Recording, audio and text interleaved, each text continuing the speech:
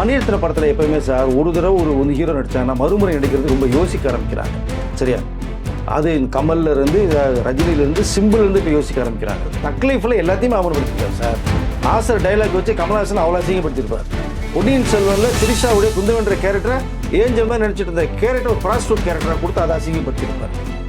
Simple character sir. Mani Ratnam sir வந்து கடைசியாக ஒரு சூப்பர் டூப்பர் ஹிட் கொடுத்தாரா இல்லையான்னு தெரியல எனக்கு. ஆக்சுவலாக கடைசியாக எப்போ ஹிட்டு கொடுத்தாருன்னு எனக்கு பெருசாக ஞாபகம் இல்லை. பட் ஆனால் இப்போ திரும்பவும் விஜய் சேதுபதி வச்சு ஒரு படம் பண்ண போகிறேன்னு சொல்லிக்கிட்டு இருக்காரு. சேதுபதிக்கு தலைவன் தலைவி மிகப்பெரிய ஒரு பிரேக்கு இப்போ தான் வந்திருக்காரு அவரு. திரும்பி நீங்கள் மீண்டும் போய் ஒரு படம் காண போச்சுன்னா விஜய் சேதுபதி இந்த டோட்டலாக வாஷ் அவுட் பண்ணிடுவாங்க. அதனால் விஜய் சேதுபதி கையில் தான் இருக்குது இந்த படத்தை தூக்கி நிப்பாட்டுறதும் ஒன்றும் இல்லாமல் ஆக்குறது மணிரத்னம் கையில் இல்லை, விஜய் சேதுபதி கையில் இருக்குன்னு சொல்ல வருகிறேன். மூத்த பத்திரிகையாளர் வெங்கடேஷ் சார் நம்மளோட நினைச்சிருக்காரு. வணக்கம் சார். வணக்கம் சார். சார், மணிரத்னம் சார் வந்து கடைசியாக ஒரு சூப்பர் டூப்பர் ஹிட் கொடுத்தாரா இல்லையான்னு தெரியல எனக்கு. ஆக்சுவலாக கடைசியாக எப்போ ஹிட்டு கொடுத்தாருன்னு எனக்கு பெருசாக ஞாபகம் இல்லை. பட் ஆனால் இப்போ திரும்பவும் விஜய் சேதுபதி வச்சு ஒரு படம் பண்ண போகிறேன்னு சொல்லிக்கிட்டு இருக்காரு. பல பேர் என்ன சொல்கிறாங்கன்னா, ஐயோ விஜய் சேதுபதியா, ஏற்கனவே சிம்புவை வச்சு இவங்க செஞ்சுட்டாங்களே, இப்போ விஜய் சேதுபதி மாட்டிகிட்டு இருக்காரான்னு சொல்கிறாங்க. நல்லா இருந்த மணிரத்னம் எதனால் வந்து தொடர்ந்து ஃப்ளாப் திரைப்படங்கள் கொடுத்தாரு? அதுக்கு என்ன காரணம் சார்? இப்போ இதுக்கு முன்னாடி வந்து அவர் எப்படி இண்டஸ்ட்ரியில் வந்தாருங்கிற ஒரு விஷயத்துக்குள்ளே போயிட்டு வரலான்னு நினைக்கிறேன் நான். இதை பிரபல தயாரிப்பாளர் ஜி வெங்கடேஸ்வரன் அவர்களுடைய சொந்த சகோதரர் தம்பி தான் இவர் மணிரத்னம். பட் ஃபஸ்ட்டு இண்டஸ்ட்ரிக்கு வரும்போது அவர் ஜிவி வந்து பெரிய ப்ரொடியூசராக இருக்கிறப்ப. பட் அவருடைய பேக்ரவுண்டில் மணிரத்னம் அப்படிங்கிற ஒரு கேரக்டர் வந்து நம்ம ஃபிலிம் பண்ணலாம் அப்படின்ட்டு வர்றாங்க டைரக்ஷன் டிபார்ட்மெண்ட்டுக்கு. பட் யார்ட்டையுமே அசிஸ்டன்ட் அவர் ஒர்க் பண்ணல. ஃபர்ஸ்ட் ஆஃப் ஆல் அவரோட அண்ணனுடைய இன்ஃப்ளூயன்ஸில் வரலான்னு நினைக்கிறாரு. ஆனால் ஃபஸ்ட்டு பண்ணது வந்து கன்னட படம் ஒன்று பண்ணார். அதற்கு பிறகு மலையாள படம் பண்ணாங்க. அதன் பிறகு தான் 85 தான் இண்டஸ்ட்ரிக்குள்ளே உள்ளே வர்றார் அவர்.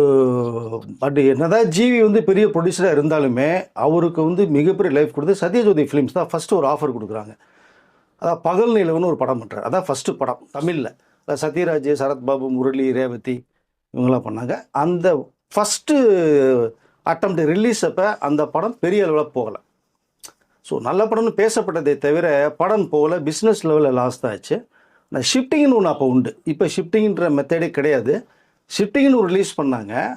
அப்போ வந்து படம் இன்னும் ஃபஸ்ட் ரிலீஸ் மாதிரி பிச்சுக்கிட்டு போச்சு. அப்போ தான் மணிரத்னம் யாருங்கிற அளவுக்கு நமக்கு எல்லாத்துக்குமே இண்டஸ்ட்ரி தெரிய வந்தது.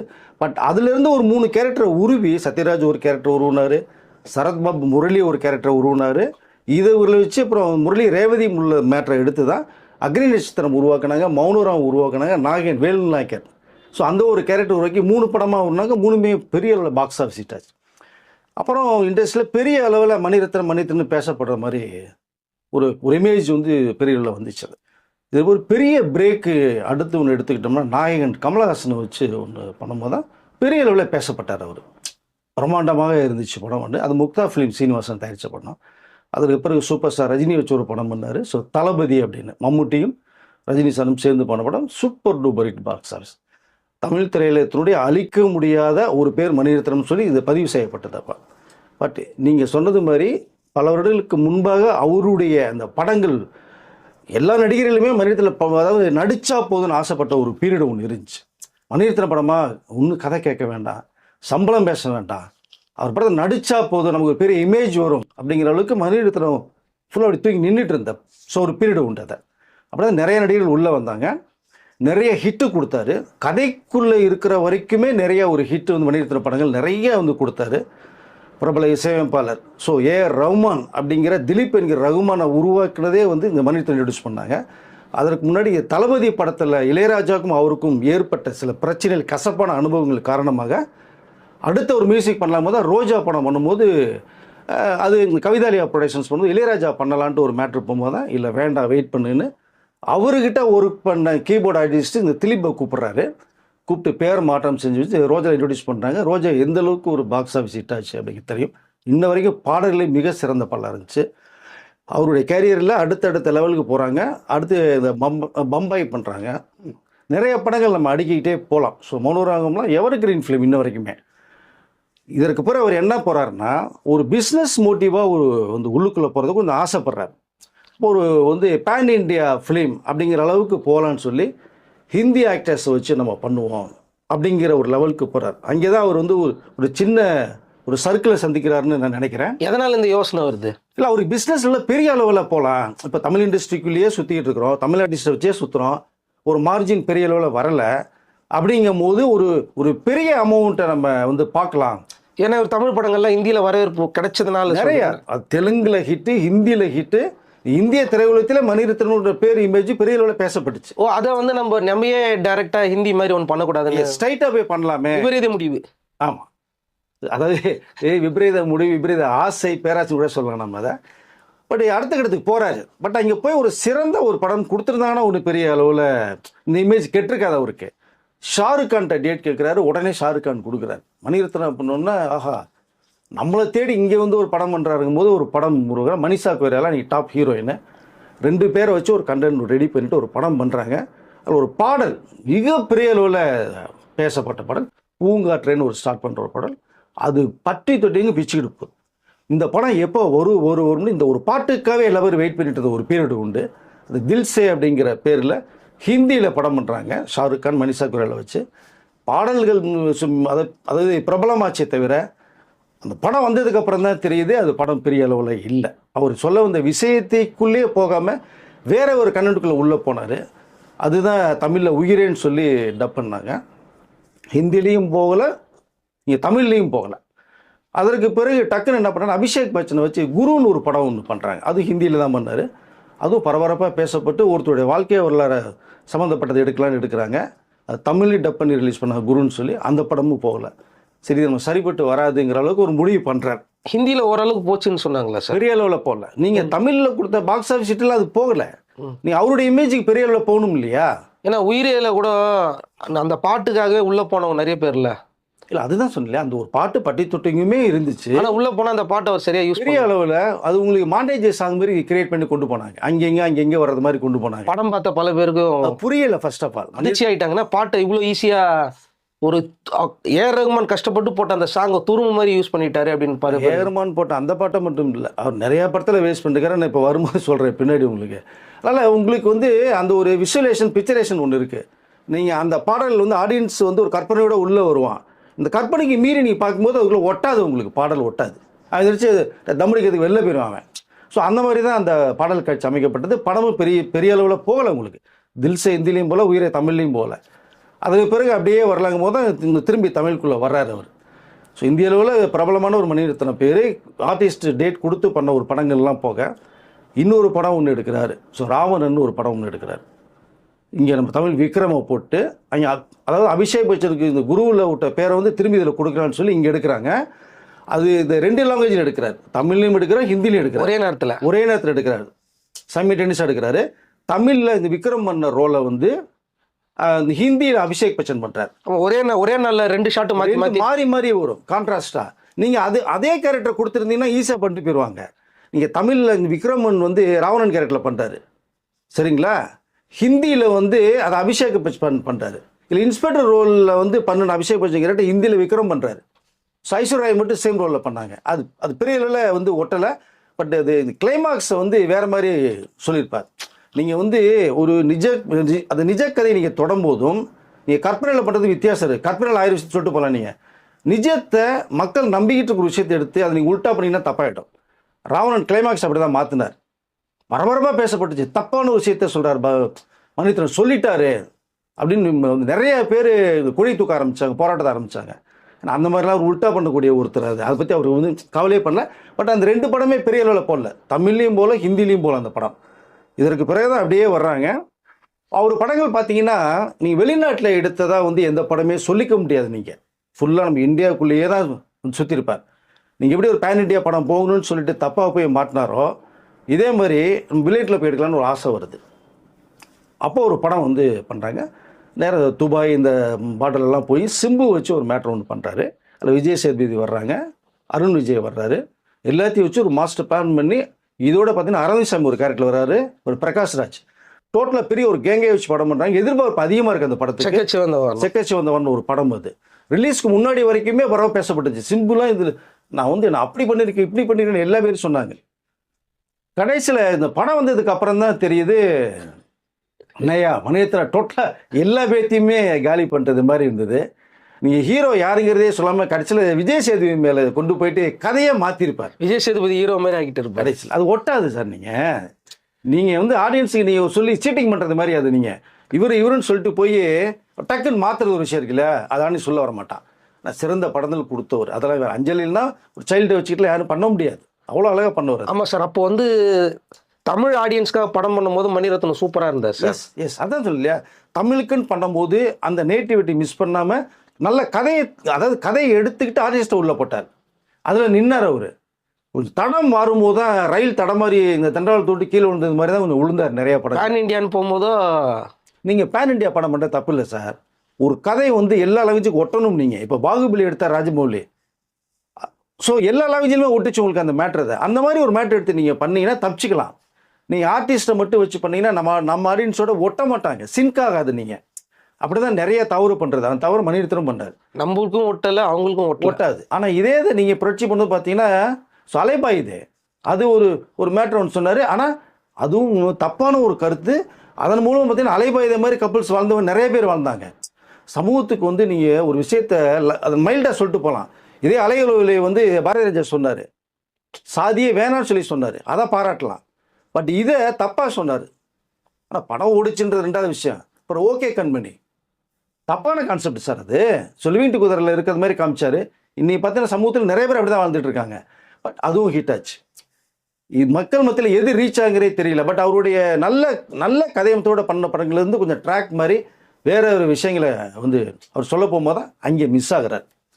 இதே மாதிரி தான் பொன்னியின் செல்வன் ஒரு அருமையான ஒரு நாவல். படித்தவர்கள் மிரண்டு போவாங்க, படிக்காதவர்கள் இது எப்படியா படமாக வந்து அதை பார்க்கணும்னு நினச்சிட்டு இருந்தவங்க. இது ராஜமௌலிக்கெல்லாம் கிடச்சிருந்தேன்னா மிரட்டியிருப்பார் அவர். இது பொன்னியின் செல்வன் அந்த நாவல் யார்கிட்டையோ தப்பிச்சு வந்து மணிரத்னம் போய் மாட்டுது அந்த கதை. அவர் எடுக்கிறாரு. அதோட கோ ப்ரொடியூசராக வந்து இவர் உள்ளே போகும்போது தான் லைக்கா ப்ரொடக்ஷன்ஸ் உள்ளே வர்றாங்க. பிரம்மாண்டமாக ஒரு தயாரிப்பு, ஃபஸ்ட்டு ஆர்டிஸ்ட் சாய்ஸ் எல்லாம் பண்ணுறாங்க. என்னது இந்த ஆர்டிஸ்ட்டை தாங்குவாங்களான்னு பேசப்படும் போது பொன்னியின் செல்வன் பார்ட் 1 பார்ட் 2 வந்து உருவாக்குது. பெரிய அளவில் பேசப்படும் அப்படின்னு எதிர்பார்க்கப்பட்ட படத்தை நீங்கள் பொன்னியின் செல்வன் ரிலீஸ் பிறகு பார்க்கும்போது உப்பு சப்புலாம் போச்சு. படித்தவர்கள் ஏமாந்தாங்க. ஒன்றுமே தெரியாத சில பேர் இருந்தாங்கல்ல, பொன்னியின் செல்வன் வந்தால் பார்க்கலான்னு, அவங்களுக்கு மட்டும் ஓ அப்படியா இப்படியான்னு பேசப்பட்டுச்சு. ஆனால் அதுக்குள்ளே ஒரு செட்டு போடப்பட்டதா, ஒரு அரங்கம் பிரமாதமாக இருந்ததா, காஸ்டியூம்ஸ் இருந்ததா, பேக்ரவுண்ட் காமிச்சாரா, பட் அதோட விசுவேஷன் இருந்ததா, எதுவுமே இல்லை. நீங்கள் அந்த கடலுடைய காட்சியெல்லாம் பிரமாதமாக இருக்கும், ஒன்றுமே காமிக்கல அதில். ஸோ அது வந்து பார்த்தீங்கன்னா கலெக்ஷன் ரீதியாக பெரிய அளவில் பேசப்படும் அப்படின்னு பார்த்தோம்னா ஒன்று பெரிய அளவில் அது ஒன்று பெரிய அளவில் பார்ட் 1 வந்து ஓரளவு பேசப்பட்டுச்சு. பார்ட் 2வாவது நல்லபடியாக வரும்னு பார்த்தோன்னா பார்ட் 2 சரியான மொக்கையாக ஒன்று கொடுத்தாரு. அதை ஜெயம் ரவிலாம் பார்ட் 2வில் எனக்கு மிகப்பெரிய ஒரு கேரக்டர் இருக்கும். பார்ட் 1ல் நீங்கள் கொடுத்தா கூட 2ல் பிரமாதம் ஒன்று பார்த்தாங்க. அதில் விக்ரம் கிட்ட தூக்கிட்டு போனார். பட் கதையை அவர் கிளாப்ஸ் பண்ணார். மேக்கிங் ரொம்ப மோசம். ஏன்னா அவர் ஒரு சின்ன லவ் மேட்டருக்குள்ளே போய் பண்ணுறவரை போய் ஹிஸ்டாரிக்கலில் கொண்டு நீங்கள் பண்ண எப்படி சார் பண்ணுவாங்க? அதை பண்ண தெரியல அவருக்கு, மணிரத்னம் சாருக்கு. தூர்தர்ஷனில் வந்து அப்போல்லாம் ராமாயணம் மகாபாரதம்லாம் வரும். அது வந்து டெலி சீரியலாக வெளியே வந்தது. அதுவே பார்க்கறதுக்கு அவ்வளோ பிரம்மாண்டமாக இருக்கும். ஞாயிற்றுக்கிழமை 1 ஹவர் வந்து காலையில் 9 மணிக்கு காபி சாப்பிடல, டிஃபன் சாப்பிடல, டீம்ல உட்காருவாங்க சார். பார்க்கறதுக்கு அவ்வளோ பிரம்மாண்டமாக இருக்கும், நேச்சுரலாக இருக்கும். அப்போல்லாம் டெக்னாலஜி கிடையாது. அப்போவே வந்து பிரம்மாண்டத்தை காமிச்சாங்க உங்களுக்கு அதை. ஸோ அந்த 1 மணி நேரம் நகர மாட்டாங்க டிவி விட்டு. அப்படி இருந்த மகாபாரதம்லாம் பார்த்தீங்கன்னா இந்த வாய்ஸ் ஓவருக்கே சவுண்டு கேட்டே உட்காருவாங்க டிவியில். நீங்கள் இவ்வளோ ஒரு மேக்கிங்கில் டெக்னாலஜி உள்ள பீரியடில் செலவுகள் பார்க்காம லைக்கா ப்ரொடக்ஷன்ஸ் கோடியாக கொட்டும் போது நீங்கள் எப்படி கொடுத்துருக்கணும்? நீங்கள் பொன்னியின் செல்வன் அதாவது சின்ன பண்ணப்படுத்திட்டார் அந்த கதையை மாற்றதை. ரஹ்மான் சார் மியூசிக் போடும்போது கூட ஒரு கொஞ்சம் ஷாக் ஆனார். மேக்கிங் இன்னும் கொஞ்சம் நல்லா இருந்திருக்கலாமேன்னு சொன்னார். அப்படிலாம் படத்தை நிறைய வேஸ்ட் பண்ணார் சார். பொன்னியின் செல்வனும் வந்து நிறைய வேஸ்ட் பண்ணாங்க. இதுக்கு தவிர அடுத்து நீங்கள் கமல் காணா போனது காரணமே என்ன? மிகப்பெரிய சிக்கல் உருவாயிருக்கிறதுக்கு ரொம்ப நாளைக்கு பிறகு ஒரு படம் பண்ணலாம் அப்படின்னு ஒரு மேக்கிங் வர்றாங்க. 87 நாயனுக்கு பிறகு ஒன்று சேர போகிறோம். ஏன் அதுக்கப்புறம் ஒன்று சேரல? மணிரத்ன படத்தில் எப்பவுமே சார் ஒரு தடவை ஒரு ஹீரோ நடித்தாங்கன்னா மறுமுறை நடிக்கிறது ரொம்ப யோசிக்க ஆரம்பிக்கிறாங்க. சரியா? அது கமல்ல இருந்து ரஜினியிலேருந்து சிம்பிள்லேருந்து இப்போ யோசிக்க ஆரம்பிக்கிறாங்க. மணிரத்னம் நாயகன் பிறகு எவ்வளோ படங்கள் பண்ணியிருக்கலாம், பட் பண்ணலை. ஏன்னா இவருடைய மேக்கிங் ஸ்டேஜ் ஷூட்டிங் நடக்கிற விதங்கள் வேற மாதிரி சார். இவரும் டைரக்டர், அவரும் டைரக்டர். அதனால இவர் சொல்றது அவர் கேட்க மாட்டார், அவர் சொல்றது இவர் கேட்க மாட்டார். அது ஒரு பக்கம் தக் லைஃப்ல நடந்தது. அது வந்து மிகப்பெரிய ஒரு ஊரில் 2 கத்தி இருக்க முடியாது.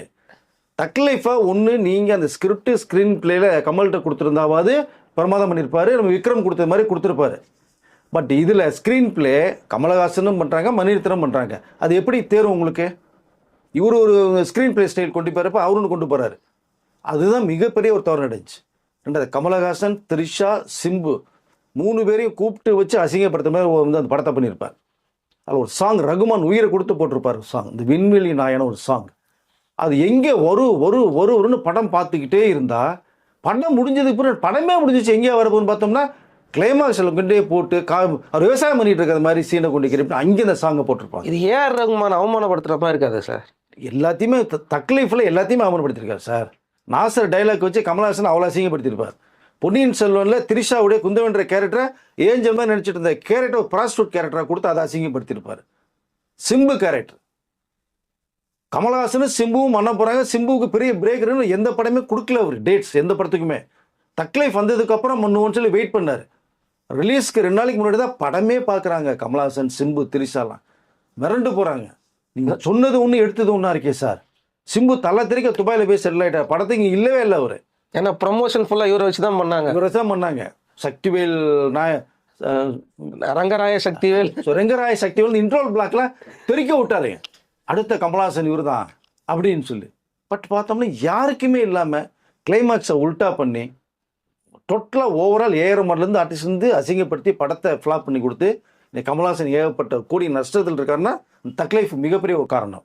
இந்த அண்டர் ப்ரொடக்ஷனில் தளபதி பார்ட் எடுக்க தான் ஒரு மேட்ரு போச்சு. ரஜினி சாரும் மணிரத்னமும் மீண்டும் இணைகிறாங்கன்ற அந்த டாப்பிக்கும் போச்சு. வரக்கூடிய வாய்ப்புகள் நிறைய இருந்தது. ரஜினி சாரும் பண்ணுவோம் அப்படின்னு ரொம்ப ஆசைப்பட்டார். தக்லைஃப் பார்த்ததுக்கு அப்புறமே அப்பா மணிரத்னன்ற பேரையே மனசில் இருந்து எடுத்துட்டாரு. ஸோ அடுத்து சிம்பு வச்சு ஒரு மேட்ரு தக்லைஃபில் பண்ணும்போது ஸ்கிரிப்ட் ரெடி பண்ணி சொன்னார். அந்த ஸ்கிரிப்ட் சிம்பு கேட்டுட்டு பண்ணுவோம் சார்னு சொன்னார். தக்லைஃப் வரட்டு சார் நம்ம பண்ணுவோம் அப்படின்னு. தக்லைஃப் கொடுத்தோடனே சிம்பு தலை தெரிக்க ஓடினார். மணிரத்ன பேரை கேட்டாலே ஐயோ ரஜினி சார் மனசில் எடுத்துட்ட மாதிரி அவர் டோட்டாவே எடுத்தார் மணிரத்னத்தை.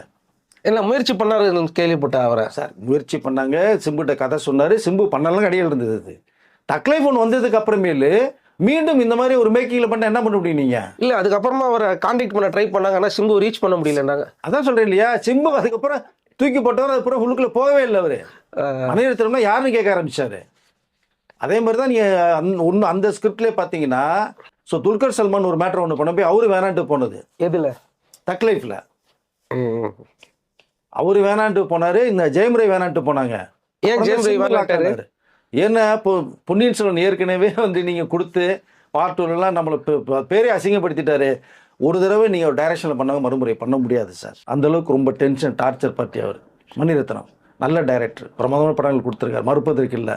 ஆனால் நீங்கள் ஆர்டிஸ்ட் வேல்யூ ஒன்று இருக்கு இல்லையா, அவங்களுக்கு தகுந்த மாதிரி நீங்கள் மேக்கிங் கொண்டு போகணும் இல்லையா. நாம தான் எப்போயுமே கிங்கு நினைக்க முடியாது. ரெண்டாவது பணம் வேறு. நீங்கள் ஆர்டிஸ்ட் ஒரு வேல்யூ இருக்குது, நீங்கள் சம்பளம்னு ஒன்று இருக்குது. நீங்கள் சம்பளம் கொடுக்கணும், நீங்கள் உழைக்கிறாங்க சும்மா இல்லை, அது மூலம் சம்பாதிக்கிறீங்க. அப்போது நீங்கள் மணிரத்னம் பண்ண அப்போ நீ வா உனக்கு இவ்வளோ நான் கொடுக்குறதா சம்பளம் அப்படின்னு ஒரு அமௌண்ட்டை கொடுப்பாரு. சரி மணிரத்னம்ன்ற அந்த ஒரு நேமுக்காக சரி சரின்ட்டு போனாங்க. நடிச்சா நம்மளுக்கு ரீச் கிடைக்கும், ஒரு இமேஜ் வரும். அது ஒரு ப்ரெஸ்டீஜ் விஷயம் நடிச்ச ஆர்டிஸ்ட் நிறைய பேர் இருக்காங்க மணிரத்ன படத்தில். ஆனால் இவர் படத்தில் நடிச்சது இருந்ததும் போச்சு. ஆமாம், அது இவரே கெடுத்துக்கிட்டு தானே சார். நீங்கள் அப்படி தானே சொல்ல முடியும். நம்ம ஏன் இந்த படத்துக்கு 3 பேரை கூப்பிட்டு துண்டகணத்தின்னு ஓடினாங்க. இப்போ தக்லைஃபுக்கு அப்புறமேல் சிம்பு பண்ண கொடுப்படுறது ஏன் சிம்பு பண்ண மாட்டேன்ட்டு போகிறாரு? பண்ணிருக்கலாம்ல. ஆடை குளிப்பாட்டி அலங்காரம் பண்ணி சந்தனம் குங்குமம் போட்டு வச்சு மாலையை போட்டு ரெடியா ஆக்ஷன் சொல்லும்போது போட்டு தரது ரெடியாக இருந்தால் எப்படி சார் பண்ணுவாங்க? இல்லை சார், கமல் சார் கூட படம் பண்ணும் போதோ கமல் சாரோடைய கேரக்டர் தான் முன்னாடி நிற்கும், கூட இருக்கிறவங்கள டம்மி பண்ணுவாங்கன்னு தமிழ் சினிமாவில் ஒரு பேச்சு. நான் சொல்ல அது உண்மைதானா? இல்லை அது அதாவது சில பேர் வந்து பயப்படுவாங்க. கமலை மீறி நமக்கு சீன் போகாது. ஓகே ஓகே, எந்த சீன்னாலுமே அவர் வந்து ஓவர்டேக் பண்ணிட்டு போயிடுவார். ரெண்டாவது அந்த ஸ்க்ரீன் பிள்ளை அவர் மட்டும்தான் அது கொண்டு போவாங்கன்ற அந்த ஒரு நேம் எப்பவுமே இருக்குது. அது இப்பவும் இருக்கதான் செய்யுது. அது அதில் அந்த இமேஜ் சில இமேஜ் ஸ்டாம்ப் குத்தப்பட்ட ஒரு விஷயம். அது வந்து இனிமேல் எடுக்க முடியாது. நான் தக்லைஃப்லையும் நீங்கள் பார்த்தீங்கன்னா சிம்புடைய கேரக்டர் அப்படி தானே சார் போச்சு உங்களுக்கு. ஸ்டார்டிங்கில் ஹீரோ மாதிரி ஆகிட்டு கடைசியில் அவர் வில்லனாக அசிங்கப்படுத்திட்டீங்களே நீங்கள் சிம்பு கேரக்டரவே. அதெல்லாம் சிம்பு நொந்து போனது. அடுத்த படம் ஏன் பண்ண மாட்டேன்ட்டு போனது? நீங்கள் சொன்னது ஒன்று செஞ்சது ஒன்று சார். ஒரு படம் நீங்கள் ரிலீஸ்க்கு முன்னாடி 2 நாள் முன்னாடி காமிப்பீங்க. நீங்கள் ஒரு ஹீரோக்கு கமலஹாசன் ஒரு ஹீரோனா சிம்பு ஒரு ஹீரோ தானே. ஏன்னா மணிரத்னம் மேலே நம்பிக்கை இருந்தது அவர் 2 பேருக்குமே. திரிஷாக்கும் நம்பிக்கை இருந்தது. பொன்னியின் செல்வன்ற அந்த ஒரு கேரக்டர் கொடுத்ததனுடைய விளைவு இதில் ஒரு மாதிரி நீங்கள் பண்ணுவீங்கன்னு. அந்த படத்தில் எப்படி தூக்கி நிப்பாட்டினீங்களோ அது வான் வேற தூக்கி நிப்பாட்டினாரு. இதில் தூக்கி புதைச்சிட்டாரு திரிஷா கேரக்டரை. இப்போ என்ன சொல்ல முடியும் நீங்கள்? அதனால தான் அடுத்த படம் வந்து சிம்பு வேணான்னு போயிட்டார். ரகுமான் நொந்து நூடுல்ஸ் ஆயிட்டாரு. இன்னும் அடுத்த படம் பண்ணுவோமா பண்ண மாட்டான்னு. ரகுமான் கூட நீங்கள் மற்றவர்களுக்குலாம் ஒரு லிமிட்டுக்கு அப்புறம் அவர் தர்றதான் இது, அந்த சாங்கும் சரி ஆர்ஆரும் சரி டைமிங். மணிரத்னம் படத்துக்கு மட்டுமே பார்த்தீங்கன்னா கேட்காம இல்லாமல் டைம் ஒதுக்கி தருவார், குறிப்பிட்ட இடத்துல போட்டு கொடுத்துருவாரு. வெளியில் ஒரு சம்பளம், மணிரத்னம் சம்பளம் பேச மாட்டார், மணிரத்னம் கொடுக்குறதா சம்பளம் வாங்கிக்கிறார். ஏன்னா தன் அறிவுறுத்தின குருன்ற மரியாதை இன்ன வரைக்கும் வச்சிருக்கார். ஸோ வேர்ல்டில் போய் 2 ஆஸ்கார் வாங்கிட்டு வந்து வருங்க, சாதாரண விஷயம் கிடையாதுங்க. நீங்கள் எப்படி யூஸ் பண்ணணும், நீங்கள் உங்களுக்கு ஒரு இமேஜ் இருக்குது, அதுக்காக நீங்கள் அன்னையிலேருந்து ஆரம்பத்திலேருந்து இன்ன வரைக்கும் அதையே ஃபாலோ பண்ணுவீங்க. இன்னைக்கு இப்போ நீங்கள் சொன்னது மாதிரி இப்போ விஷயத்துக்கு வர, விஜய் சேதுபதியை கூப்பிட்டு வந்துட்டார். எந்த ஆடு சிக்கலை. விஜய் சேதுபதி ஏற்கனவே நிறைய படங்கள் கொடுத்தா கூட கொஞ்சம் இடையில சர்க்கிள் வந்து மகாராஜான்னு ஒரு படத்தை ஒன்று கொடுத்தார். நல்ல நேம் வந்தது. விஜய் சேதுபதி பெரிய ஒரு இமேஜ் கிரியேட் ஆச்சு. படம் சூப்பர் டூப்பர் ஹிட். உங்களுக்கு சைனாலெல்லாம் படம் சூப்பர் ஹிட் சார். அந்த படம் உங்களுக்கு இங்கே 50-60 கோடி மேலே சம்பாரிச்ச படம் அது. அடுத்து ஒரு படம் ஒன்று கொடுத்தாரு, ஏசன் கொடுத்தாரு, அதுதான் ஒன்றுமே இல்லாமல் கொடுத்தாரு, போச்சு. ஆனால் அடுத்து வந்த படம் தலைவன் தலைவி, அது பெரிய கலெக்ஷன் சார். 100 கோடிக்கு மேலே கலெக்ஷன் ஆகி விஜய் சேதுபதி வேற லெவலில் கொண்டு நிப்பாட்டி வச்சிருக்கு. இப்போ அடுத்து வரக்கூடிய படம் வந்து பெரிய அளவில் இருக்குன்னு அவர் ஆசைப்படுறாரு. ஆனால் இதே தலைவன் தலைவி ஓடலைன்னா மணிரத்னம் விஜய் கூட்டிருப்பாரான்னு மிகப்பெரிய ஒரு கேள்விக்குறி. பாண்டியராஜ் கூட தான் அடுத்த திரும்ப இன்னொரு படம் பண்ண போறதா இருந்தது சார். அது இருக்கு, வெயிட்டிங் லிஸ்ட் இருக்கு. ஆனால் மணிரத்னன்ற பேரில் செக்க சிவந்தம் படத்தில் விஜய் சேதுபதி ஒரு கேரக்டர் கொடுத்து ஹீரோவாக்கணும்ல, நீ வான்னு கூப்பிடுறாரு. அப்ப அந்த படத்தை தள்ளி போட்டு இங்க வர்றாரு. ஐயோ, இப்போ அதுதான் சொல்றேன் இல்லையா, மீண்டும் அந்த ஒரு ஆடு, அந்த வளர்த்த ஆடு இல்லை, வளர்ந்த ஆடு, அது ஃப்ரெஷ்ஷாக குளிக்க வச்சு அழகாக மஞ்சள் குங்குமம்லாம் பூசி மாலையை போட்டு வச்சிருக்காரு. அது என்ன ஆகும்னு தெரியாது. அந்த ஆடு தப்பிச்சு போகுமா, நல்லா வருமான்னு தெரியல நமக்கு அதை. பட் விஜய் சேதுபதி படம் மணிரத்னம் இப்போ இணைய போகிற ஒரு படம் பெரிய அளவில் பேசப்படலை. ஓ, மணிரத்னம் படம்னா இவ்வளோ பெரிய அந்த எந்த ஹீரோ பண்ணாலுமே பரபரப்பாக இருக்கக்கூடிய ஒரு ஸ்டேஜ் இன்னைக்கு வந்து விஜய் சேதுபதி பண்ணுறாருன்னு சொல்லியும் பெரிய அளவில் இல்லை உங்களுக்கு. அதை யாரும் அந்த அனௌன்ஸ்மெண்ட் ஒரு எதுவுமே இல்லை. என்ன காரணம்னா டோட்டலாக மணிரத்னம் படத்துக்கு ஏன் விஜய் சேதுபதி பண்ண போறாரு அப்படிங்கிற அந்த கேள்வி தான் வருது. இப்போ அது என்ன காரணம், நீங்கள் ஒரே ஒரு படம் தக் லைஃப்னு நீங்கள் கொடுத்தனுடைய விளைவுகள், நீங்கள் சரியான கதையை சொன்னீங்களா, இல்லை மணிரத்ன கமல்ஹாசன் ஸ்க்ரீன் ப்ளே ஃபுல்லாக விட்டு கதையை விட்டீங்களா, எல்லாம் கிளாப்ஸ் பண்ணி அதை வேணும்னே பண்ணது மாதிரியே தான் தெரியுது அந்த தக் லைஃப் படத்தை. பட் எதற்கு பண்ணால் நமக்கு தெரியாது, அவருக்கு மட்டுமே தெரியும். பட் இதில் விஜய் சேதுபதியோட சேர்ற அந்த படம் எந்த மாதிரி வருங்கிறது நமக்கு தெரியல. நம்ம பொறுத்திருந்து தான் பார்க்கணும் எந்த மாதிரி சொல்ல வருதுங்கிறத. நம்ம விஜய் சேதுபதிக்கு ஹிந்தியில் ஒரு நல்ல மார்க்கெட் இருக்கு, தெலுங்குலேயே நல்ல மார்க்கெட் இருக்கு. ஸோ அதுவும் ஒரு காரணமாக இருக்குமா? திரும்ப பிஸ்னஸ்குள்ளே தான் வராரு அவர். இல்லை சார், அதாவது விஜய் சேதுபதி தெலுங்கில் வந்து உப்பனான ஒரு படம் பண்ணார், சூப்பர் டூப்பர் ஹிட் படம் சார், பிரமாதமான ஒரு கேரக்டர். இந்தியில் வெப் சீரிஸ் ஒன்று பண்ணார், படங்கள் பண்ணார். அதை இப்போ அவருக்கு ஒரு மார்க்கெட் வேல்யூ உங்களுக்கு இருக்குது விஜய் சேதுபதிக்கு. டோட்டலாக மனிதனுடைய பிளானிங்கே தமிழில் ஆரம்பித்தோம்னா அது தெலுங்கு, மலையாளம், ஹிந்தி வரைக்கும் வந்து டப் பண்ணி பிஸ்னஸ் பண்ணிடலான்ற அந்த ஒரு மோட்டிவேஷன் ஒரு காரணம். இவர் சேஃப் ஆயிடுவார். படம் எப்போ ஒருத்தருக்கு வருதோ அங்கே குவாலிட்டி அடிப்படும் சார். கிரியேட்டர் போயிடும், அது அதனுடைய குவாலிட்டி அடிப்படும். மணிரத்னம் பிஸ்னஸ் மேன் ஆகிட்டார். ஆமாம் சார், நீங்கள் அந்த ப்ராஜெக்ட் எடுத்ததை நீங்கள் பணத்தை மேக்கிங்கில் போட்டிங்கன்னா, காந்தாரம் ஏன் ஹிட் உங்களுக்கு? மேக்கிங் சார், மேக்கிங்கில் பிரதம் பண்ணாங்க, அதோடைய எக்ஸ்பென்ஸ் பண்ணாங்க இல்லையா, செலவு பண்ணாங்க இல்லையா, இல்லையா? பாகுபலி எப்படி பண்ணார் ராஜமௌலி? நீங்கள் வந்து ஒரு கதையை எடுத்துகிட்டு போகிறீங்கன்னா அந்த கதைக்குள்ளே நீங்கள் பணத்தை போட்டு மேக்கிங்கில் மிரட்டணும், நீங்கள் ஆடியன்ஸை காமிக்கணும், உட்கார வைக்கணும். அதுக்கு தான் தியேட்டர் எக்ஸ்பீரியன்ஸ். நீங்கள் பொன்னியின் செல்வன் என்ன காமிச்சிங்க? நீங்கள் வந்து 100 குதிரை காமிக்கிற இடத்துல 3 குதிரை காமிச்சிங்கன்னா எப்படி உங்களுக்கு தெரியும்? ஒயிட் ஆங்கிள் வைக்க வேண்டிய ஷாட் பூரா க்ளோஸ் அப் வச்சிங்கன்னா எப்படி புரியும் உங்களுக்கு? அதை ஆமாம், அதில் அது எடுபடாது சார். அது உங்களுக்கு என்ன ஃபைட்டு நடந்ததுன்னு எனக்கு ஒன்றுமே தெரியாது. படமே கடிச்சு குதறி துப்பி போட்டிருப்பாரு. அருமையான ஒரு நாவல், எம்ஜிஆர் பண்ணணும்னு ஆசைப்பட்ட நாவல், சிவாஜி சார் பண்ணணும்னு ஆசைப்பட்ட நாவல், ரஜினி கமல் பண்ணணும்னு நினச்சி ஆசைப்பட்டது, கடைசியாக விஜய் பண்ணணும்னு ஆசைப்பட்ட ஒரு நாவல், எல்லாம் மீறி இவர்கிட்ட போய் சிக்கி சின்ன பண்ணமாகி அது பெரிய லெவலில் போக வேண்டியதை ஒன்றுமில்லாமல் ஆக்குனார். நீங்கள் அந்த அரங்கம்லாம் காமிச்சிங்கன்னா, ராஜராஜனுடைய பேலஸ் காமிச்சிங்கன்னா எப்படி சார் காமிக்கணும்? நீங்கள் இன்றைக்கிற டெக்னாலஜி எவ்வளோ காமிச்சிருக்கலாமே, பயங்கரமாக கட்டலாம். நீ மினியேச்சர் போட்டே காமிச்சிருக்கலாமே பெரிய லெவலில்.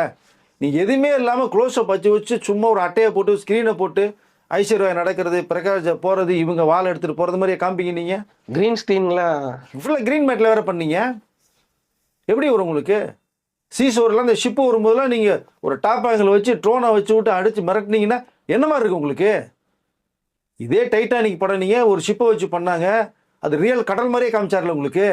அது 1000 ஏக்கருக்கு மேலே தண்ணியை ஃபுல் பண்ணி பண்ண ஒரு விஷயம் சார். அதே தெரிஞ்சுதா உங்களுக்கு மேக்கிங்கில்? அப்படி காமிச்சிருந்தாங்க டைட்டானிக் படத்தை. நீங்கள் இதை இப்படி காமிச்சிங்க. நீங்கள் செலவு பண்ணணும். ஒரு விஷயத்தை எடுத்தீங்கன்னா படத்துக்கு குவாலிட்டி தர்றதுக்கு நீங்கள் செலவு பண்ணணும். மேக்கிங்கில் மிரட்டணும். புது முகங்களை வச்சு தானே பண்ணுறேன்ற, அப்புறம் ஏன் திடீர்னு இந்த மாற்றம்? எந்த படத்துக்கு? மணிரத்னம் அடுத்தது புது முகங்களை வச்சு படம் பண்ண போறாரு. இல்லை, அது புதுமுகங்கள் வச்சா இப்போ புதுமுகங்கள் கூட வரதுக்கு பயப்படுறாங்க. வேற யார்கிட்ட சிக்கினா கூட நல்ல கதையை வந்துடும். மணிரத்னத்துக்கு மேலே போனோம்னா திரும்பி ஏதாவது ஒன்று பண்ணுறேன், என்ன பண்ணுறது? ஏன்னா துல்கர் நீங்கள் ஓகே கண்மணியில் பெரிய அளவில் பேர் கொடுத்த படம், ஏன் மீண்டும் துல்கர் உள்ளே வரமாட்டேங்கிறாரு? உஷாரா இருக்காரு. அவ்வளோதான். நீங்கள் அவர் வேற ஒரு ட்ராக்ல போயிட்டார் சார். லக்கி பாஸ்கர்லாம் அவருடைய படம் வேற மாதிரி போயிடுச்சு. திரும்பி வந்து சிக்க விரும்ப மாட்டார். இப்போ சிம்பு வெற்றிமாறனோட போயிருக்காரு, அரசனை நம்பிட்டு இருக்காரு, அது வேற மாதிரி இருக்கும். திரும்பி மணிரத்னத்தில் வந்து மாட்டி அவரு ஒரு பீரியடுக்குள்ளேயே நீங்கள் முடிச்சு அனுப்ப மாட்டார். லாங் பீரியட் எடுப்பார். உங்களுக்கு என்ன எடுக்கிறாருன்னு தெரியாது, உங்களுக்கு சீன் தெரியாது, டைலாக் தெரியாது. நீங்கள் ஸ்பாட்டில் இருக்கும்போது டைலாக் சொல்லுவார், நீ என்ன புரியும்? ஆர்டிஸ்ட் வந்து நீங்கள் டைலாக் முதல் கொடுத்து சீன் சொன்னீங்கன்னா பெர்ஃபார்மன்ஸ் பண்ணுறது ஈஸியாக இருக்கும். அவர் கூட இருக்கிற ஏடிஸ் எல்லாமே வந்து பார்த்தீங்கன்னா பானின் சில்வர் ஸ்பூன் அப்படின்றாங்க. அவருடைய திரைப்படங்களும் அப்படி தானே இருக்குது. அதாவது ஒரு சாதாரண ஒரு மனுஷன், ஒரு வழக்கமான வந்து எல்லா பிரச்சனைகளும் சந்திக்கிற ஒரு மனுஷனுடைய கதை சொல்லும் போதோ படம் பார்க்குற எல்லாருக்குமே அது ஒரு கனெக்ட் வரும். ஆனால் இவர் கூட இருக்கிற வச்சுருக்கிறவங்க எல்லாருமே born with silver spoon. So அவங்க வந்து மக்களை எப்படி அப்சர்வ் பண்ணி அவங்களோட கேரக்டரை வந்து எப்படி டெலிவரி பண்ணுவாங்க? பார்ன் வித் சில்வர் ஸ்பூனோ கோல்டு ஸ்பூனோ ரெண்டாவது விஷயங்க. நீங்கள் வந்தீங்கன்னா எந்த நேட்டிவிட்டியில் இருக்கீங்களோ அதில் கனெக்டிவிட்டியை நீங்கள் பண்ணி ஒரு ஃபீல் குட் ஃபிலிமை நீங்கள் கொடுக்கணும். அங்கே தவறுனீங்கன்னா நீங்கள் எந்த ஸ்பூன்னாலும் தூக்கி எறிஞ்சிட்டு போயிட்டே இருப்பாங்க மக்கள். புரிஞ்சுதுங்களா? நீங்கள் மனிதரை வந்து ஏடின்னா அவங்க 2 கொம்பா இருக்கு கிடையாது. பட் ஒரு டேலண்டோட நீங்கள் நல்ல அம்சத்தோட தமிழ் படம் தான் பண்ணுறீங்கன்னா தமிழ் நேட்டிவிட்டியோட மேக்கிங் நீங்கள் கொடுக்கணும். கொடுத்தீங்கன்னா நீங்கள் மனிதத்தில் அவருடைய பேரையும் காப்பாற்றலாம், நீங்களும் ஒரு ரேஞ்சு வரும் உங்களுக்கு. அதை பெரிய லெவலில் யாருமே கிடையாது. நீங்கள் திருப்பி போடுங்க, பாரதிய ஜாஸ்டோட ஜெயிச்சது மாதிரியோ பாக்கியராஜ் ஜெயிச்சது மாதிரி யாரும் இருக்காங்களா மனிதத்திட்ட? கிடையாது. நீங்கள் அவருக்கு மட்டும்தான் தெரியும். நீங்கள் பேர் வேணாம் சார். இப்போது சூர்யாவோட தம்பி கார்த்தி மணிரத்னம் அசிஸ்டண்ட்டு, அவர் டைரக்டர் அண்ணா ஆசைப்பட்டு வந்தார், அவர் ஹீரோவை மாறினார், அவர் வச்சு காட்டு வெளியின படம் பண்ணார். அது என்ன காமிச்சாங்க? ஒன்றுமே இல்லையே. அப்படி காத்து வாக்கில் போயிடுச்சுல்ல. ஏன் கார்த்திகை அடுத்த டைரக்ஷனுக்குள்ளே அவர் பண்ணாமல் இருக்காரு? நீங்கள் மணிரத்னம் ஒரு பேனருக்குள்ளே நான் ஏடியாக இருந்தேன்னு பெருமையாக சொல்லிக்கலாமே தவிர நீங்கள் தொழிலை கற்றுக்க முடியாது. உங்களுடைய சுய இதில் வந்து தான் அதை டேலண்ட் வச்சு தான் நீங்கள் ஸ்கிரிப்ட் உருவாக்கி நீங்கள் பண்ண முடியும். ஸோ மணிரத்னம் பேக்ரவுண்டில் இருந்தேன்னு சொல்லிட்டு என்ன விஷயம்னே புரியாது அவங்களுக்கு. கதையே தெரியாது. முதல்ல ஏடிக்கு சீன் எடுக்க போகிறது தெரியாது. ஆர்டிஸ்ட் என்ன சொல்லுவீங்க? நீங்கள் போய் சார் நீங்கள் நிற்க சொன்னேன் சார் மார்க்கிங்க நில்லுங்கன்ட்டு வருவீங்க. டைலாக் சொல்லும் போது அவர்கிட்ட கொடுத்து டைலாக் சொல்லுவீங்க. அந்த நேரத்தில் சொல்லும் போது அந்த ஹீரோ உள்ளே வாங்கி அந்த சீனுக்குள்ளே போய் பெர்ஃபார்மன்ஸ் பண்ணணும். எப்படி பண்ணுவீங்க? பெருசாக அவங்க ஃபீல் பண்ணலன்னு சொல்கிறாங்களே சார். யார்? இந்த தக் லைஃப் ஓடாததுக்காக பெருசாக ஃபீல் பண்ணல. அவங்க ஆஃபீஸெல்லாம் ரொம்ப நார்மலாக தான் இருந்தாங்க எல்லாருமே. வழக்கம் போல் அவங்க வேலையை பார்த்துட்டு இருந்தாங்க. ஒரு பர்சன்டேஜ் கூட ஃபீல் பண்ண மாதிரி தெரில அவங்க ஏடிஸ் எல்லாமே. ஏன்னா அவங்க ஏடிஸ் எல்லாமே வந்து பெரிய பெரிய பணக்கார பசங்க. அதனால் போனால் போகுது, இல்லைனா அடுத்த படம் பார்த்துக்கலாம் அப்படின்ற மாதிரி இருக்காங்களோ. அது நடிச்சவங்களை எல்லாத்தையுமே ஃபீல் பண்ண வச்சோம்ல, அந்த சந்தோஷத்தில் இருக்காங்க. அவ்வளோதான். மொத்தமாக சுருவி சொல்ல போனோம்னா கமல்ஹாசன் எப்படி நிலைமையில் இருக்கார் பார்த்தீங்களா? டோட்டலாக எல்லாத்தையுமே இங்கே காலி பண்ணி விட்டாங்க. பட் அவங்க ஹாப்பியாக இருக்காங்க. ஆனால் இது தொடர்ந்ததுன்னா திரும்பி இவங்களும் எல்லாமே ஃபீல் பண்ணுற ஒரு நிலைமைக்கு உருவாக நேரிடும். ஸோ இப்போ விஜய் சேதுபதி தான் பத்திரமா இருக்கணுமா? ஆமாம், கண்டிப்பாக பத்திரமா இருக்கணும். இல்லை ஒன்று நீங்கள் பண்ணுறீங்க அப்படின்னா ஃபுல் கதையை கேளுங்க, கதையை வாங்கிக்கோங்க. கரெக்டு. வாங்கிக்கோங்க, பவுடட் ஸ்கிரிப்டை வாங்கிக்கோங்க. என்ன சீன் இருக்குது, மற்ற கேரக்டர் என்ன கொண்டு வர்றீங்க, என்ன ஆரம்பிக்கிறீங்க, என்ன இன்டர்வல் கொடுக்குறீங்க, என்ன கிளைமாக்ஸ் கொடுக்குறீங்க, ஃபுல்லாக தெரிஞ்சுங்க. என்ன சீன் எடுக்க போகிறோம், அந்த சீன் இருக்காரான்னு பார்த்துங்க. அப்போ தான் விஜய் சேதுபதி தப்பிக்கிறதுக்கு வாய்ப்புகள் நிறையா இருக்கும். நம்பிக்கை வைக்கிறது வேறு சார். அந்த நம்பிக்கை உடைக்கும் போது ஸோ நீங்கள் சேஃப்டி ஆகிக்கணும். விஜய் சேதுபதிக்கு தலைவன் தலைவி மிகப்பெரிய ஒரு பிரேக்கு இப்போ தான் வந்திருக்காரு அவர். திரும்பி நீங்கள் மீண்டும் போய் ஒரு படம் காணாமல் போச்சுன்னா விஜய் சேதுபதி இந்த டோட்டலாக வாஷ் அவுட் பண்ணிடுவாங்க. அதனால் விஜய் சேதுபதி கையில் தான் இருக்குது. இந்த படத்தை தூக்கி நிப்பாட்டுறதும் ஒன்றும் இல்லாமல் ஆக்குறது மணிரத்னம் கையில் இல்லை, விஜய் சேதுபதி கையில் இருக்குன்னு சொல்ல விரும்புகிறேன் நான். ஆமாம், நீங்கள் கேட்கும் போதே சொல்லும் போது பயமாக இருக்குது. திரும்ப விஜய் சேதுபதியை பல வருஷத்துக்கு முன்னாடி திரும்ப கொண்டு போய் விட்டுருவாங்களோ, திரும்ப முதல்லேருந்து படம் நடிக்க ஆரம்பித்து வரணுமா அப்படிங்கிற மாதிரி. ரொம்ப கஷ்டப்பட்டு வந்தவருங்க அவர். பாவம் சின்ன சின்ன சின்ன ரோலில் அடியாளாக இருந்து கபடி பிளேயராக வெண்ணிலா கபடி குழுலாம் அந்த 10 கபடி பிளேயர் 7 கபடி பிளேயர் ஒருத்தராக இருந்தவர். புதுப்பேட்டையில் தான் ஃபஸ்ட்டு அறிமுகம். தனுஷ் கூட அடியாளா சும்மா தூரத்தில் நிற்பார். எத்தனையோ படங்கள் அவர் இன்ச்சாக வந்தவர். சுசீந்திரன் தான் அவர் வாழ்க்கையை ட்ரைனிங் திருப்பி போட்டவர். புரிஞ்சதில்லை. வெண்ணிலா கபடிக்குள்ள வாய்ப்பு கொடுக்கும்போது தான் அவருடைய டேலண்ட்டை பார்த்துட்டு தான் நீ வந்து மிகப்பெரிய ஹீரோ ஒரு விஜய்ன்னு சொல்லி சுசீந்திரன் சொல்லி நான் வச்சு படம் பண்ணுறேன் வெயிட் பண்ணுன்னு சொல்லும் போது தான் அவருக்கு டக்குன்னு நான் வரும்போது தான் அவருடைய பெஸ்ட்டு ஃப்ரெண்டு சீனு ராமசாமி சொல்கிறார், நல்ல பையன், நல்லா சூப்பராக இருக்கான் முடிச்சு பண்ணும்போது தான் தென்மேற்கு பருவக்காற்று படம் பண்ணுறாரு, சூப்பர் டூப்பர் ஹிட்டு. அப்படியே வர்றாரு. அதுக்கப்புறமும் அந்த படம் ஹிட் ஆனா கூட வில்லனா சுந்தரபாண்டியெல்லாம் வில்லனா பண்ணுறாரு. சின்ன சின்ன ரோல் தான் திரும்பியும் பண்ணுறாரு. மிகப்பெரிய பிரேக் கார்த்தி சுப்ராஜ் கொடுத்தது. நாளை இயக்குனர் ஒரு நிகழ்ச்சி ஒன்று வருது. அதில் வந்து மேக்ஸிமம் ஷார்ட் ஃபிலிமில் விஜய் சேதுபதி பண்ணுறாரு. கார்த்தி சுப்ராஜ் அந்த ஷார்ட் ஃபிலிம் விஜய் சேதுபதி பண்ணுறாரு. அப்போ தான் அந்த பீஸான்னு ஒரு படம் கொடுக்குறாங்க. சூப்பர் டூப்பர் ஹிட் ஆகுது. இப்போது பாண்டியராஜ் இவருக்காக வெயிட் பண்ணிக்கிட்டு இருக்காரு. மணிரத்னம் இவரும் சேர்ந்து படம் ஓடிடுச்சுன்னா பாண்டியராஜும் ஹாப்பி. இந்த படமும் ஓடிடுச்சு, பெரிய பிஸ்னஸ் பண்ணிடுச்சு, அடுத்த படம் பண்ணலான்னு. ஒருவேளை இவங்க 2 பேர் படம் பண்ணி அது ஏதாவது சிக்கல் ஆயிடுச்சுன்னா பாண்டியராஜுக்கு ஒரு சிக்கல் வரும்ல? ஒன்றும் வராது சார். அவர் வந்து கதை மேலே நம்பிக்கை உள்ள ஒரு பாண்டியராஜ். இல்லை சார், பிஸ்னஸில் சிக்கல் வரும்ல? இதுக்கு முன்னாடி ஓடின படம் வந்து போலப்பா, இது இவ்வளோதான் பண்ணுறோன்னு ஒரு மிகப்பெரிய சிக்கல் வரும். இல்லை, அது என்ன காரணம்னா பாண்டியராஜ் மேலே ஒரு நம்பிக்கை இருக்கும். நீங்கள் அதையும் இதையும் கம்பேர் பண்ணுறது ஓகே. கண்டிப்பாக அந்த படம் ஓடலை, பிஸ்னஸ் பண்ணுறவங்க டேரக்டர்லாம் பார்க்க மாட்டாங்க. அவங்க நீ எவ்வளோ போச்சு அந்த கணக்கு வழக்கு தானே சார் பார்ப்பாங்க. அதுதான் நான் என்ன சொல்கிறேன். நீங்கள் விஜய் சேதுபதி மகாராஜா கொடுத்ததுக்கப்புறம் ஏசு ஒரு ஃப்ளாப் கொடுக்குறாரு. ஃபுல்லாக துபாயில் ஷூட் பண்ண படம், எதிர்பார்க்க விட்ட படம், மற்ற ஃப்ளாப் ஆகுது. நீங்கள் அதற்கு பிறகு இந்த தலைவன் தலைவர் சத்யஜோதி ஃபிலிம்ஸில் அது மிகப்பெரிய பிஸ்னஸ் பேசப்பட்டுச்சு. அது கலெக்ஷன் ஆச்சு. உங்களுக்கு அவங்களும் ஒரு மார்ஜின் வச்சுருப்பாங்க கண்டிப்பாக. இதில் இந்த படம் ஓடுனாலும் சந்தோஷம், பட் ஓடணும் தான் சொல்ல நான் விரும்புகிறேன். நான் ஒருவேளை வேறு மாதிரி ஏதாவது போச்சுன்னா பாண்டியராஜன் படத்துக்கு டேமேஜ் வராது. காரணம் கேட்டிங்கன்னா அவர் கதைக்குள்ளே ஆழமாக போகிறவர், அவருக்குன்னு ஒரு நேம் இருக்குது. விஜய் சேதுபதி கதை கேட்கும்போது இந்த காம்பினேஷன் நல்லா வருங்கிற கான்ஃபிடென்ட் ஸோ டிஸ்ட்ரிபியூட்டருக்கும் சரி தியேட்டர் ஓனருக்கும் கண்டிப்பாக இருக்கும். இதனுடைய பாதிப்புகள் வராது. ஓடிச்சுன்னா பெரிய அளவில் பேசப்படும். பல விஷயங்களை ஷேர் பண்ணீங்க. எல்லாம் விஜய் சேதுபதிக்காக இந்த வீடியோ அப்படிங்கிறத நம்ம தெரிவிச்சுக்கிறோம். அவர் அழகாக அந்த ஸ்கிரிப்டை வாங்கி ஃபுல்லாக படிச்சுட்டு இது பண்ணலாமா வேணாமா அப்படிங்கிறத நம்பி போனார்னா நல்லாயிருக்கும். டைரக்டரை நம்பி மட்டுமே ஸ்கிரிப்டெல்லாம் தேவையில்லைன்னு போனார் அப்படின்னா அது அவருடைய ஓன் ரிஸ்க். நம்ம சொல்கிறதுக்கு ஒன்றும் இல்லை. இதனால் நம்மளுக்கு லாபமும் கிடையாது, நஷ்டமும் கிடையாது. நல்ல விஷயம் சொல்லணும்னு நினச்சா சொன்னோம், அவ்வளோதான். மணிரத்னம் சார் இந்த வீடியோ பார்த்துட்டு நான் பழைய மணிரத்னமா வரம்பாரு அப்படிங்கிற மாதிரி கம்பேக் கொடுத்தாலும் ஆச்சரியப்படுறதுக்கு. இங்கே நேட்டிவ் நம்ம ஆளுங்களை வச்சு ஒரு கதை பண்ணால் நல்லாயிருக்கும். இங்கே நம்ம இருக்கிற இடங்களில் நம்மளுக்கு கனெக்ட் ஆகிற மாதிரியான ஒரு கதையை பண்ணாருன்னா, பழையபடி பண்ணாருன்னா நம்மளுக்கும் பார்க்கறதுக்கு ஒரு சந்தோஷமா. சிறந்த இயக்குனர் பெட்ரோல் கொடுத்தவர், விஜய் சேதுபதி சிறந்த நடிகர். 2 பேரும் சேரும்போது சிறப்பாக வரணும்னு தான் நம்ம இந்த விஷயத்தை நம்ம பேசிட்டு இருக்கோம். நம்ம நேட்டிவ்க்கு ஏற்ற மாதிரி கதை கொடுத்தாருன்னா நம்ம எல்லாம் பார்க்க தயாராக தானே இருக்கிறோம். கண்டிப்பாக. திரும்ப பிஸ்னஸ் பின்னாடி போனாருன்னா நம்ம வேற டைரக்டர் பின்னாடி போயிட போகிறோம். அவ்வளோதான். நன்றி சார். நன்றி சார்.